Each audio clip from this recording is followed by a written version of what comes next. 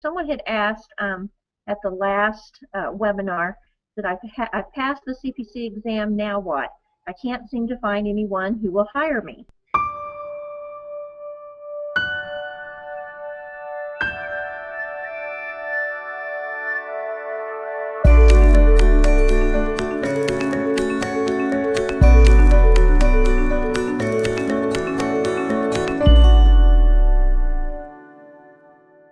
Well, it's discouraging, but here's a little encouragement. And there's several things that you can do. The first thing is to make sure that you're networking. There's several ways to network. This is a way of networking, is doing these, being in part of these webinars. Also going to the CCO website and staying on top of the videos. Lori makes little YouTube snippets and stuff, seeing the comments and connecting with people that you might recognize. Also, going to your local chapter meetings.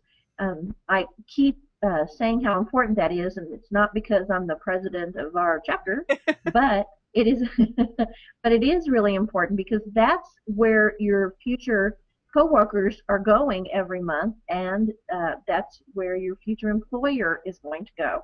So if they don't have a job where they're at, they may know somebody that's hiring. So make sure you attend those every month. Sometimes you just have to get your foot in the door. We had one student, she's working in food services, and you know, she's working at the hospital, and I can tell you, they hire from within before they hire from the outside, because they already know you're going to come to work, that you get along with your coworkers, and et cetera, et cetera. So sometimes you need to take a job as a receptionist or something else and just get your foot in the door. Start looking online and asking other coders. Tell them you're working on your resume. Is there, would you allow me to see your resume? And make sure your resume has the information that they're looking for. You can find coder resumes online. Right. Make sure the verbiage in your resume is correct. Mm-hmm. Volunteer. This isn't something that a lot of people think about, but we just started doing that down here. One of the places, West Texas Medical, really liked some of the MA students that we have, and they said that they knew we had coders and would they like to come and volunteer. So they would set up a time, they work like an employee, and they don't get paid, but they actually get to work in the coding department. Sign up for job postings. I sign up for several just so that I can pass them on to my students to let them see what's happening. There's several out there that you can get emails from, and you can put in your zip code and put in medical coding, and they'll pop in all kinds of jobs in your area and in a radius that you choose. Don't forget to think outside the box. This goes back to getting your foot in the door. Just because you are a coder doesn't mean that's all you'll be doing. Maybe that you want to do some other aspect of coding. Don't think that you just have to work in a doctor's office. There's just so many other things that you can do. There's tumor registries, and you can specialize. You can work with a cardiologist or a pediatrician or orthopedic. There's just all insurance companies. Don't forget them. There's companies that got the MAC contracts and want you to do audits and stuff. Get into auditing if you like that. Jump outside of your comfort zone. Don't think that just because you're shy that you want to be a coder and you want to stay in your little cubicle, although that's how a lot of coders work, but not all of them. So you might want to get into administration or some other aspect. Push your comfort zones. Talk to people by pushing your comfort zones, and let them know you're looking for a job and you're willing to volunteer, and that you want help. If you don't tell them, no one's going to help you. Attend your local chapter meetings again. Know what you're worth.